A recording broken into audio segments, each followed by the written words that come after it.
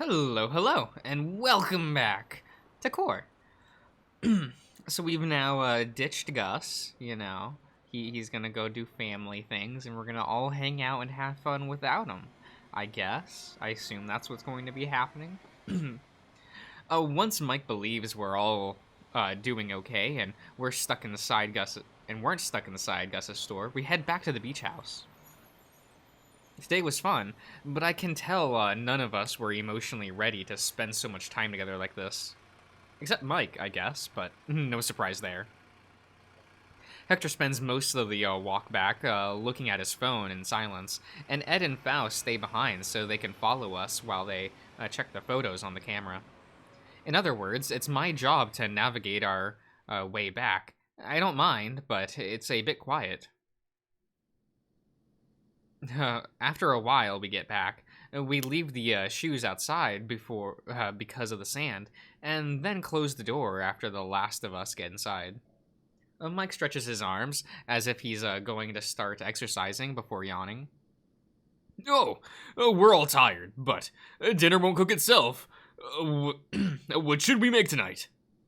Wait, you cooked yesterday, and I'm not tired. I should handle tonight's dinner.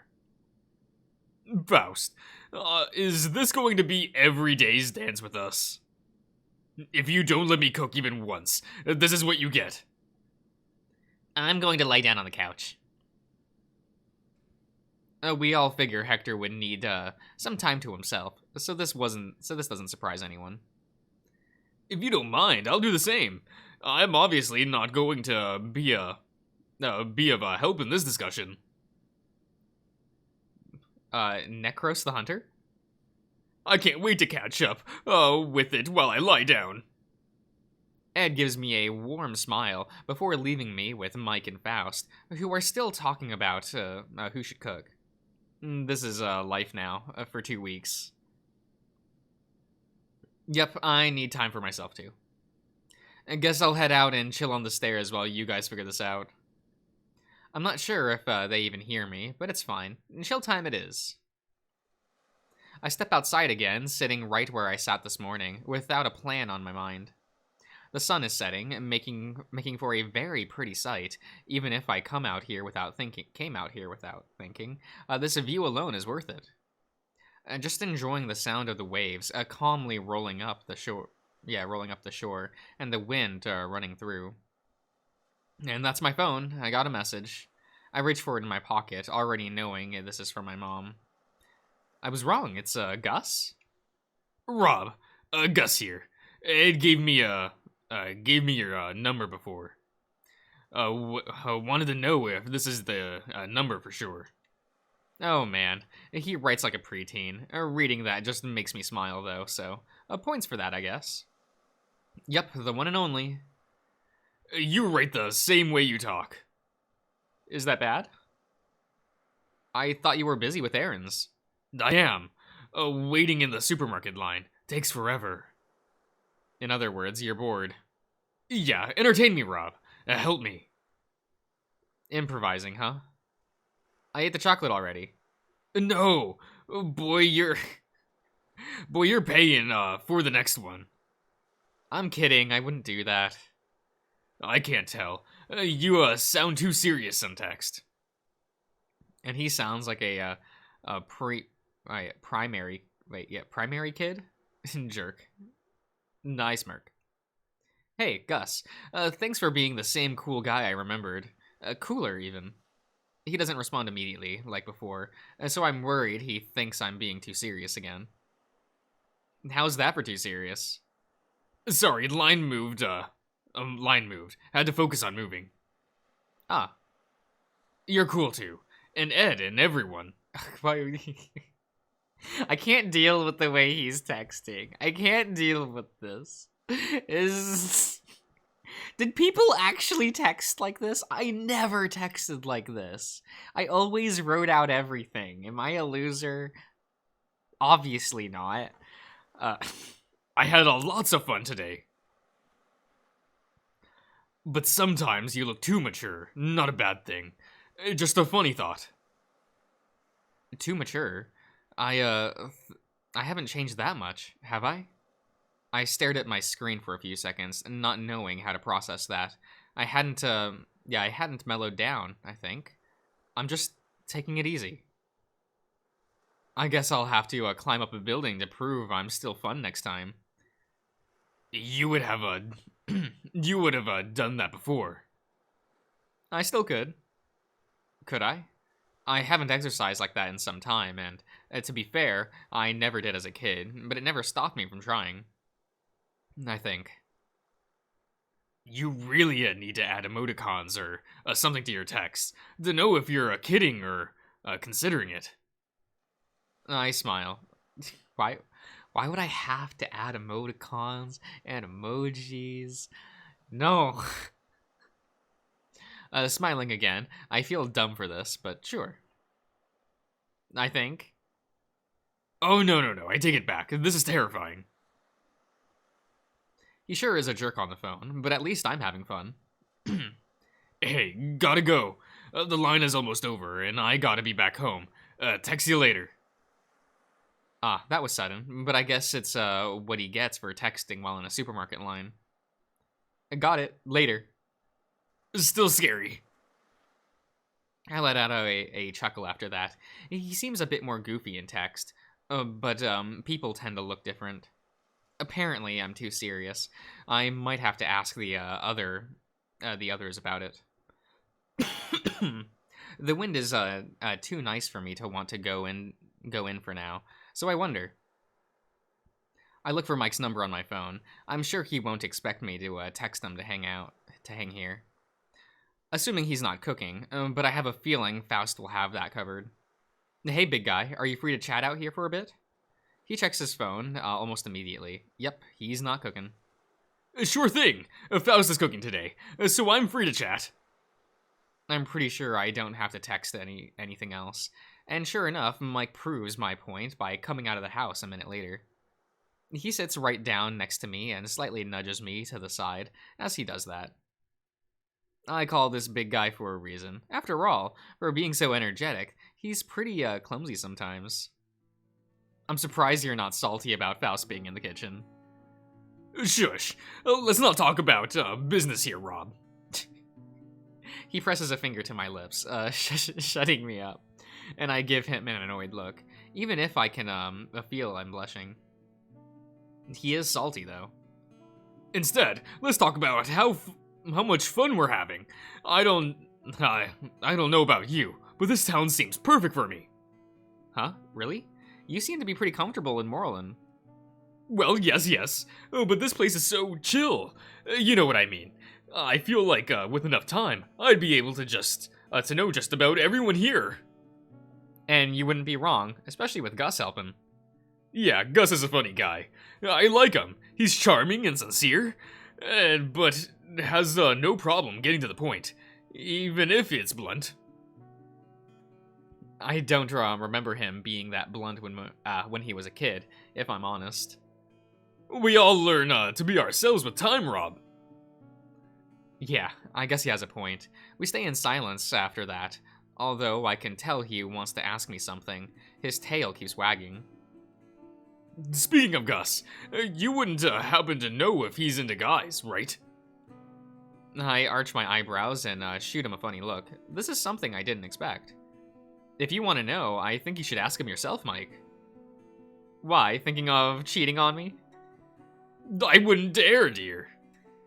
We both laugh at that. It's dumb, but we trust each other enough to be able to joke like this. We even used to joke like that in the past, and there were no problems. But no, I'm not. I'm mostly curious about, because there's a few things that give me gay vibes. But it's hard to tell with him. He's either gay or doesn't really care about his sexuality.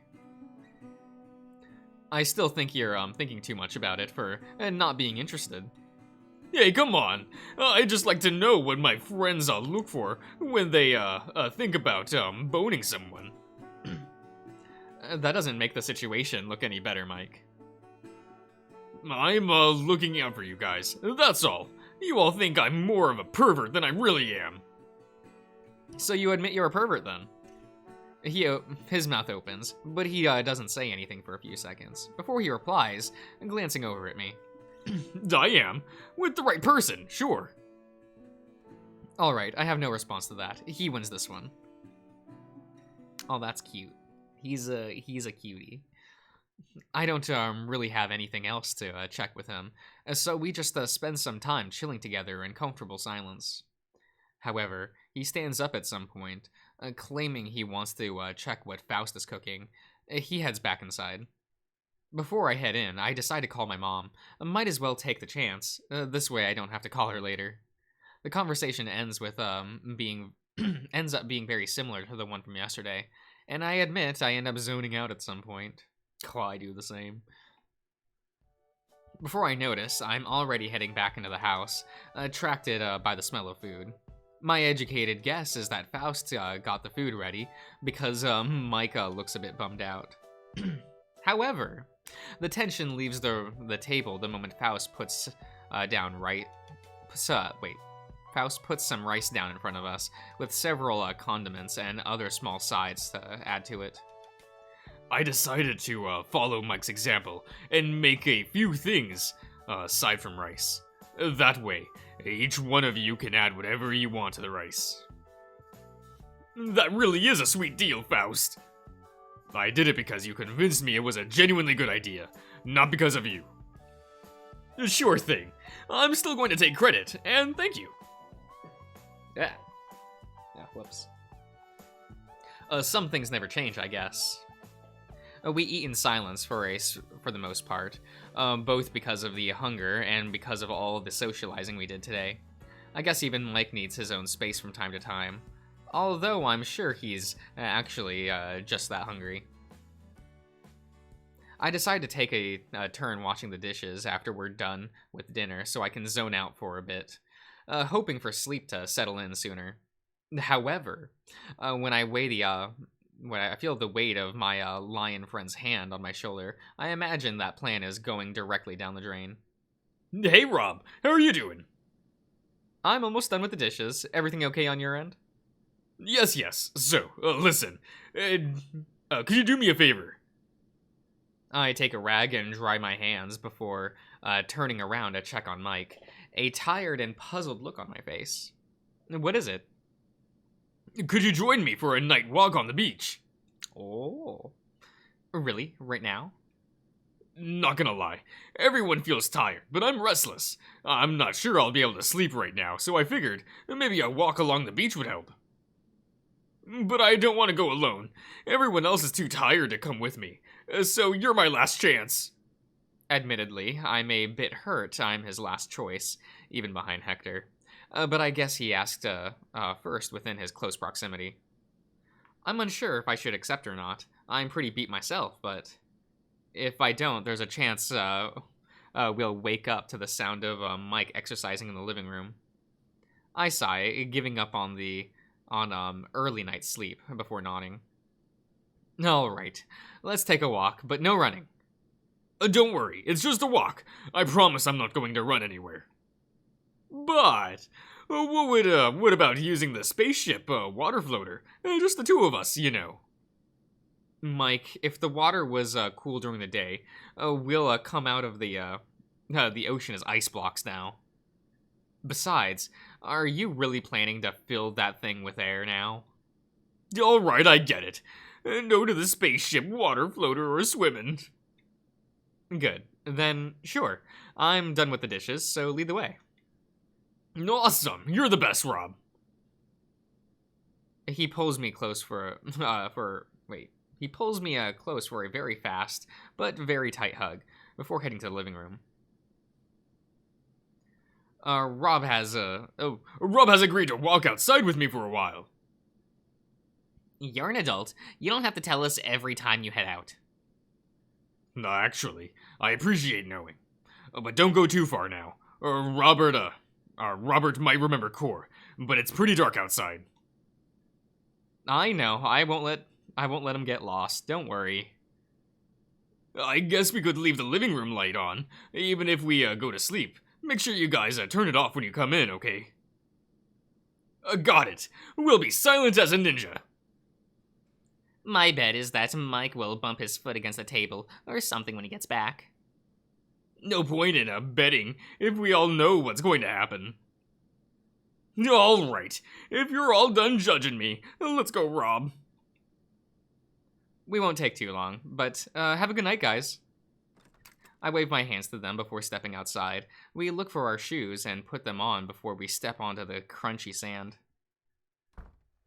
Mike doesn't really wait for me, already walking over near the shoreline, but not close enough to let the water touch him. I follow him shortly after, and he tilts his head back to look at me. Is everything okay, Mike? Something feels a bit off. Yeah, don't worry. It's true that I'm a bit restless, and I wanted to spend some time outside. He stays silent for a second, but it's obviously he still has something on his mind. But I guess I also wanted to speak with you, alone. Couldn't we have done that back in the room? No, it's not the same. We'd have to be careful with our voices, and I'd rather not talk about this with you. Oh, wait. Talk about this with you here. I'd rather talk about this, okay. And there's too many, no's and knots, hanging around. I'm getting lost. I'm always getting lost. Okay. It's strange to see Mike being so indirect on purpose. I'm starting to get worried. Here's a good spot. He looks back the way we walked, and then stops on the spot he's chosen. I check behind us, the house still in sight, though if anyone were watching from the windows, they wouldn't be able to see us. He's really taking this seriously. When I check back on him, he's sitting on the sand next to the shore, his shoes and socks next to him, stretching his legs so the water can reach his feet. Shit, it's fucking cold! Mike visibly flinches, and I hold back a laugh. I'm not used to hearing him swear at all. Whatever. The cold is just a state of mind. Join me, Rob. For a second, I forgot he wanted to talk with me alone. I guess that really fixed the mood. I sigh, taking off my shoes and socks and pulling my pants so the water won't touch him. Before sitting down beside him. I guess I should ask... Fuck, the water just reached my feet and I can feel a spike of pain jolt through my entire body. Fucking hell, why are we doing this, Mike? Huh, this will build resistance for when we actually swim. We can also wait until the water is at an acceptable temperature. Man up, will you? You just screamed like I did a second ago. But I'm not anymore, am I? Whatever. Okay, he wins this one. It's not like I can feel my feet anymore anyway. Nothing hurts anymore. I sigh. His smile slowly fades into a concerned gaze. So, is this working, Rob? What, the water? If you're asking me if it's helping me feel nothing, yes. No, I mean this trip. Ah, I see. I won't pry where I'm not needed, but I want to know if this trip is helping. I hug my legs closely as he speaks. I'm okay, but it's a position that keeps me calm. I think it is. I hope it is, so far. It's been very good. I haven't really thought about it so far, and I'm really not faking this. I'm glad I'm here. I believe you. But remember, if you need anything, at all, we'll move this planet if we need to help you. We're your friends, and every one of us will do what we can for you. I chuckle, trying not to tear up. I really don't want to cry right now. I've already cried enough. Thank you. I promise. If I need anything, I'll let you all know. But I mean it. I'm fine. I believe Core is helping. Cool. That's all I wanted to talk about. Well, that was short, unless... I feel he's about to get up, so I place my hand on top of his to grab his attention. Wait, you're asking, so it's my turn. He sighs, giving me a really look. Yes, I'm still asking you. Does it still hurt? You know the answer. No. Can I see it? This is just an excuse to see me shirtless. I'm sure, but yeah, I'm not hiding it. Mike takes off his shirt, placing it on top of his shoes so it doesn't get covered in sand. If this was another situation, I'd tease him back. However, my eyes are fixed on his wound. It looks better, yes. More fur will grow around it soon, but for now, it's still pretty visible. I'm sorry they stabbed you because of me. Robert, if you apologize one more time, I'll punch you. I glance at his face when he says that, because he sounds annoyed. He looks annoyed. It wasn't your fault, and I protected you, didn't I? I consider this as a victory, not a scar. It means that it's not on you. That you're fine, so stop apologizing for something I'm proud of. You're proud of being stabbed by a drunk asshole? I smirk as I say that, and he notices. I can tell he notices. Yes, because I got to kick their ass after, and because you and Faust were okay. I hold back the urge to apologize again, but he's right. I need to stop apologizing over it. Alright, I won't apologize, but I'm still thanking you. You can thank me by still being the awesome ferret that you are, Rob. Mike's optimism is contagious, I swear. He's too sweet for any of our sakes. That's not going to change anytime soon. I am already awesome. Maybe too much. Alright, don't feed your ego that much. I'm still way cooler than you. We both can't help but laugh. Before he leans back, resting his weight on his arms. So, can I put my shirt back on? Or are you not checking me out? Not done checking me out? And give me another minute. Come on, I'm cold. Mike, I'm kidding. Excuse me. But your shirt doesn't have sleeves. He dismisses my comment as he puts his shirt back on, hiding away the scar before he stands up. He offers me a hand, so I take it without thinking, and next thing I know, I'm already on my feet. So, if we're good, we should head back to the beach house. I haven't walked that much, but I think the cool breeze will help me sleep tonight.